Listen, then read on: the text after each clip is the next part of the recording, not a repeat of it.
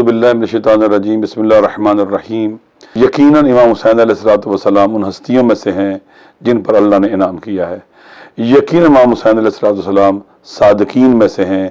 جن کا ہمیں ساتھ دینا چاہیے، جن کے ہمیں معیت میں چلنا چاہیے، جن کی ہمیں امرائی کرنی چاہیے۔ اور امام علیہ السلام کا قیام بھی پوری بشریت اور انسانیت کے لیے تھا، وہ مخصوص لوگوں کے لیے نہیں تھا، وہ مخصوص حالات کے حوالے سے نہیں تھا، وہ مخصوص جگہ کے حوالے سے نہیں تھا، وہ ہمیشہ کے لیے تھا اور پوری بشریت کے لیے تھا، قیامت تک کے انسانوں کو نجات دینے کے لیے تھا۔ امام حسین علیہ السلام کا قیام ہمیں یہ بتلاتا ہے کہ اگر تم اکیلے بھی ہو، کم بھی ہو، تھوڑے بھی ہو، تم میں مایوسی نہیں پیدا ہونی چاہیے، تمہیں ڈرنا نہیں چاہیے، تمہیں گھبرانا نہیں چاہیے، تمہارے اندر یہ بات نہیں آنی چاہیے کہ ہم نہیں کر سکتے۔ تمہیں اٹھنا چاہیے، تمہیں قیام کرنا چاہیے، تمہیں ظلم کے مقابلے میں فریاد بلند کرنی چاہیے، تمہیں گھر سے باہر نکلنا چاہیے، اگر ہجرت کرنا پڑے ہجرت کرنی چاہیے۔ کل عاشورہ ہے، اور عاشورہ یعنی امام حسین علیہ السلام کا جو قربانی ہے اس کی اوج اور معراج ہے۔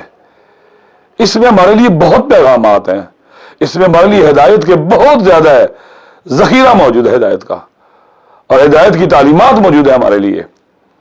کربلا اور امام حسین علیہ السلام کا یہ قیام اور قربانی ہمیں یہ سکھلاتی ہے کہ ظلم سے نفرت کرنی ہے۔ امام علیہ السلام اور کربلا اور عاشورہ ہمیں دعوت دیتا ہے کہ تم عدل کے لیے اٹھو، ظلم کے خلاف، خودخواہی کے خلاف اٹھو، اپنی خودخواہی کو ختم کرو، اپنی خود غرضی کو ختم کرو، اپنی خواہشات میں توازن لاؤ، بیلنس لاؤ، تاکہ تم ظلم کے خلاف اٹھ سکو، مظلوموں کے مددگار بن سکو اور ظالموں کے مقابلے میں کھڑے ہو سکو۔ امام علیہ السلام اشارہ فرماتے ہیں کہ انی لا اری الموت الا سعادہ ولا الحیات مع الظالمین الا محرما، میں ظالموں کے ساتھ زندگی کو ننگ اور آر سمجھتا ہوں۔ اور پھر یہ اعلان فرماتے ہیں کہ لا اوتیکم بیدی اعطاء الدلیل ولا افر فرار العبید، میں ذلیلوں کی طرح تمہارے ہاتھ پر ہاتھ رکھ کے بیعت نہیں کروں گا، ذلیلوں کی طرح بیعت نہیں کروں گا، تمہاری بیعت ذلت ہے، ایک ذلیل اور پست انسان ہی تمہاری بیعت کر سکتا ہے۔ ولا افر فرار العبید، میں بھاگوں گا بھی نہیں، میں میدان چھوڑ کے فرار نہیں کروں گا، تمہارے مقابلے میں ڈٹا رہوں گا۔ آج پوری بشریت اور انسانوں کو اس زمانے کے فرعون اور یزید اور نمرود اور شدادوں کے مقابلے میں میدان میں حاضر رہنے کی ضرورت ہے۔ کربلا ہمیں ہمت اور حوصلہ دیتی ہے، شجاعت اور جرأت دیتی ہے۔ لہذا عاشور کے دن جب ہم گھروں سے نکلتے ہیں، در حقیقت اعلان کرتے ہیں کہ ہم طول تاریخ میں مظلوم کے ساتھ ہیں، ظالموں کے مقابلے میں ہیں۔ ہم اس لیے نکلتے ہیں کہ کربلا میں صرف کچھ لوگوں کو شہید نہیں کیا گیا، بلکہ کربلا میں عدل کو قتل کیا گیا، سچائی کو قتل کیا گیا، انسانی شرافت کو قتل کیا گیا،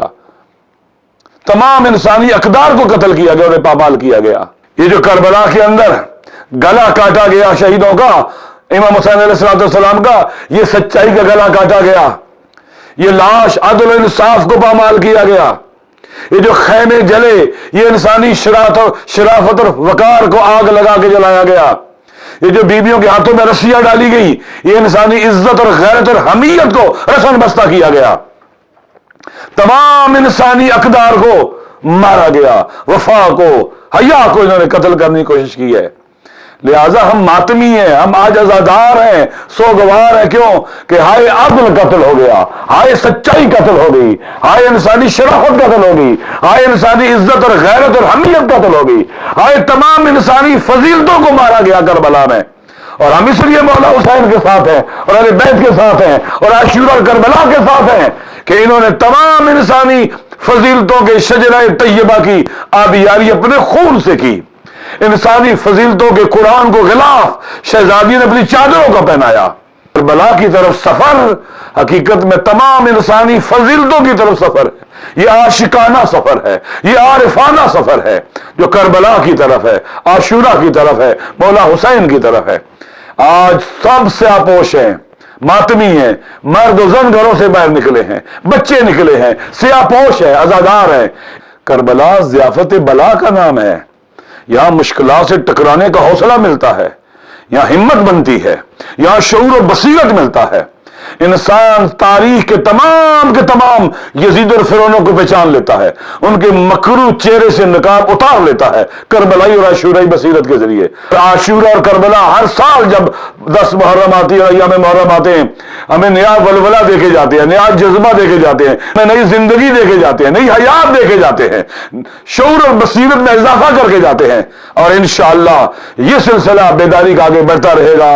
اور ایک دن ضرور آئے گا جب اس دنیا سے ظلم مٹ جائے گا، عدل کا نفاذ ہوگا۔ پوری بشریت منتظر ہے کب وہ امام حسین علیہ السلام کی نسل سے تعلق رکھنے والا امام زمان آئے گا جو اللہ کی زمین کو عدل سے پر کر دے گا اور ظلم کو مٹا دے گا۔ ہم امام کی اطاعت میں لبیک یا حسین کہتے ہیں، حیات من الذلہ کہتے ہیں۔ تاریخ اپنے ایک حساس مرحلے میں داخل ہو چکی ہے، بعض اوقات ٹائم کہتے ہیں جمپ لیتا ہے۔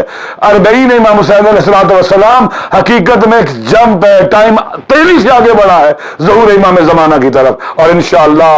جب وہ یا لسارات الحسین کی صدا بلند کر کے خانہ کعبہ سے نکلے گا، پوری دنیا سے عشاق کے قافلے امام کی طرف بڑھیں گے اور عصر کے یزیدیوں کو شکست فاش دے کر ظلم کو سر نگو کر کے عدل الہی کا نفاذ کریں گے، حق کا بول بالا ہوگا اور اللہ کی زمین پر اللہ کی حکومت نافذ ہو جائے گی معصوم اللہ کے نمائندے اور امام کے ذریعے۔ والسلام علیکم ورحمۃ اللہ وبرکاتہ۔